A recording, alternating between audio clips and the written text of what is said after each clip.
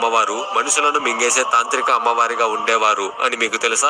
పాండ్యులు మదురైలో నిర్మించిన ఆలయంలో పగలంతా భక్తులకు దర్శనమిచ్చే అమ్మవారు రాత్రి అయితే చాలు గర్భగుడిని దాటి బయటకు వచ్చి తామస గుణంతో ప్రజలందరినీ దొరికిన వారిని దొరికినట్టే మింగేసేవారు. దాంతో పాండ్యురాజులు పండితులను పిలిపించి ఎన్నో యజ్ఞాలు హోమాలు చేశారు. కానీ ఉపయోగమేమీ లేదు. ఇలా రాజ్యంలో ప్రజలందరూ రాత్రి అయితే చాలు బయటకు రావడానికి భయపడేవాళ్ళు. ఒకరోజు ఆదిశంకరాచార్యుల వారు పాండ్యరాజ్యంలోకి రావడంతో ఆ రాజు తన అంతఃపురానికి భోజనానికి ఆహ్వానిస్తాడు. భోజనం అయిపోయిన తర్వాత, స్వామి, మా రాజ్యంలో అమ్మవారు రాత్రిపూట సంచరిస్తూ ఉంటారు. దొరికిన వాళ్ళని దొరికినట్టే మింగేస్తారు. కాబట్టి ఈ రాత్రికి అంతఃపురంలోనే గడపండి అని రాజు చెబుతాడు. దానికి ఆదిశంకరాచార్యుల వారు, రాజా, సన్యాసులు గృహస్థుల ఇంట్లో ఉండకూడదు. అయినా ఆ అమ్మ దగ్గరకు వెళ్ళడానికి పిల్లలకు భయం ఎందుకు? నేను మీనాక్షి అమ్మవారి ఆలయంలోనే ధ్యానం చేసుకుంటాను అని చెప్పి బయలుదేరతాడు. ఆయన ధ్యానం చేస్తుండగా రాత్రి అవడంతో గర్భగుడిని దాటి బయటకు వచ్చిన మీనాక్షిదేవి నిశ్శబ్దంగా ఉన్న ఆలయంలో ధ్యానం చేసుకుంటున్న శంకరాచార్యుల వారిని చూసి